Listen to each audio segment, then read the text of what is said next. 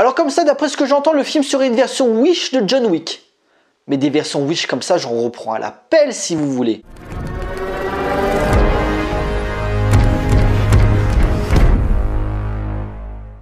Bonjour à tous, il va être question de Nobody, réalisé par Ilya Naishuller.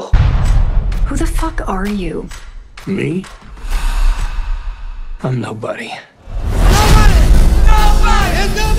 L'histoire, Hutch Mansell est un homme apparemment banal mais déconsidéré par sa famille. Un soir, deux cambrioleurs pénètrent dans sa maison mais plutôt qu'intervenir, il les laisse partir. Un choix qui le discrédite aux yeux de son fils Blake et l'éloigne de sa femme Becca. Cependant, cette décision va réveiller en lui ses instincts liés à son passé et révélant des compétences violentes insoupçonnées. Ainsi, il va se lancer dans une quête sanglante pour protéger sa famille d'un redoutable chef de la mafia russe. Succès surprise en 2014, John Wick n'a pas tardé à marquer le spectateur et à avoir une nouvelle influence sur le cinéma d'action, même si j'ai bouffé beaucoup de films du genre, notamment le cinéma hongkongais popularisé par John Woo et Tsui Hark entre autres, et dont le film se posait clairement comme légataire. Je trouvais pas spécialement qu'il renouvelait le genre, alors c'est sympa John Wick, je crois que je les ai en Blu-ray, mais je trouvais pas que c'était une révolution, surtout qu'un an après était sorti Mad Max Fury Road, donc chute. Donc forcément quand t'as un film de ce type qui cartonne, qu'est-ce qu'un bon cynique studio américain qui se respecte fait?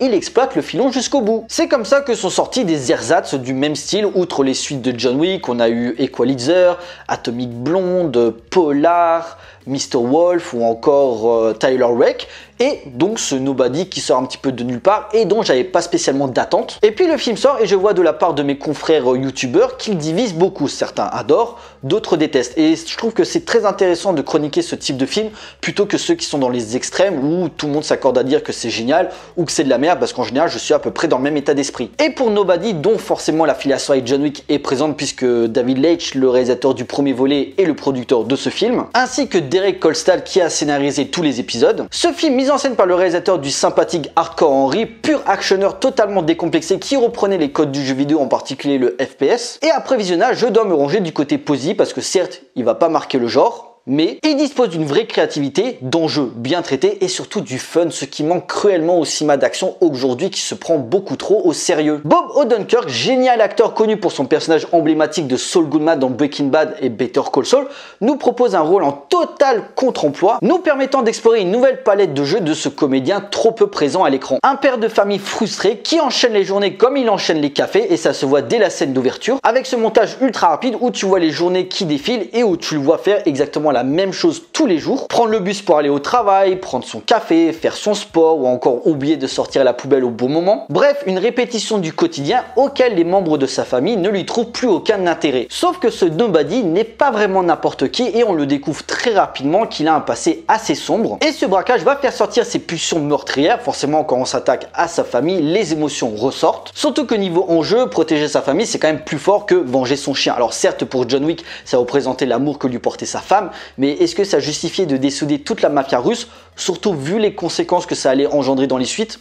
Bof. Niveau action, parce que c'est quand même l'intérêt principal de Nobody, le réalisateur mise sur une approche très comic book, ce qui m'a beaucoup rappelé Kick-Ass ou encore Red par exemple. Une violence stylisée qui repose beaucoup par un sens du cadre et du montage. Des scènes qui reposent sur des univers ultra codés, mais dont Ilya Naishuller, c'est très difficile à prononcer, les comprend parfaitement pour en distiller le meilleur, surtout quand il s'agit de tuer les ennemis de Hutch. L'exemple le plus probant est la scène où t'as les soldats du Ruskov qui débarquent chez Hutch pour le choper, et elle est construite parfaitement comme celle dans le premier John Wick. Mais là où les morts de John Wick proposaient que des tirs dans la tête, headshot, headshot, headshot, et où tu disais mec tu vas me proposer ça pendant tout le film, et il te fait ça pendant tout le film. Là dans Nobody, il défonce les mecs avec une batte de baseball, au couteau, je crois qu'il y en a un il l'étrangle, voire même il y en a un il le fout sur la table et il lui explose la tête avec une tasse. Alors certes, les objets qu'il utilise sont loin d'être originaux, mais chaque mise à mort est différente. C'est ça que je demande, un petit peu de créativité. Ce qui est aussi réussi, c'est le traitement des rôles secondaires. Si Alexei Serebriakov joue un méchant quelque peu classique, les personnages qui jouent la famille ou l'entourage de Hutch sont géniaux. Connie Nielsen qui perd confiance en son mari, mais qui s'attend pas à mesure que le film avance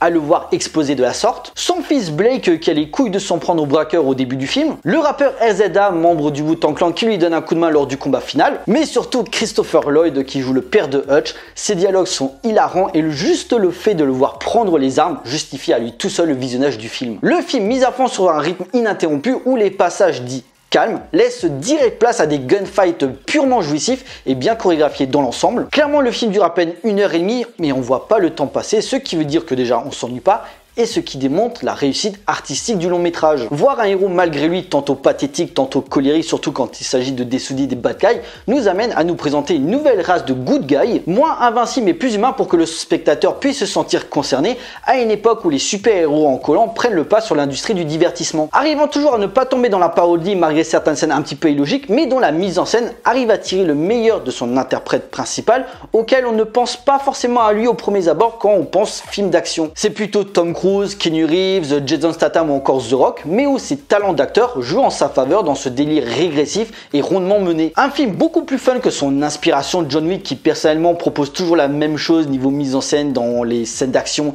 et les mises à mort. Bien sûr, ça reste que mon avis, les goûts et les couleurs, tout ça, vous savez. Donc pour la rentrée des salles, si vous voulez un actionneur bourrin et fun, allez vous ruer sur Nobody, vous allez vous éclater. Gros spectacle garanti et bonne humeur à la sortie de la séance. En conclusion, si Nobody ne renouvellera pas le genre de l'action par son scénario simpliste et son manque de profondeur, le film distille un vrai savoir-faire par une tonalité assez plaisante dans l'humour, les situations improbables et surtout les bastons. Proposant un nouveau type de machine à tuer, le film amène à une spirale infernale qui se conclura forcément par un final sanglant et dont cet anti-héros par excellence, superbement interprété par Bob Odenkirk, en sortira grandi. Ajoutez à cela un casting attachant ainsi que des cascades explosives et vous obtiendrez le divertissement le plus jouissif vu en salle depuis au moins le début des confinements. Voilà, cette vidéo est à présent terminée, j'espère qu'elle vous a plu, n'hésitez pas à liker, à partager auprès de vos amis si vous en avez. Pensez à me laisser des commentaires pour me dire ce que vous avez pensé du film. Je vous encourage à me suivre sur les différents réseaux sociaux pour suivre l'actualité de la chaîne et surtout abonnez-vous pour la soutenir. Pour nous, on se retrouve pour une prochaine vidéo, d'ici là portez-vous bien, allez voir des films, ciao.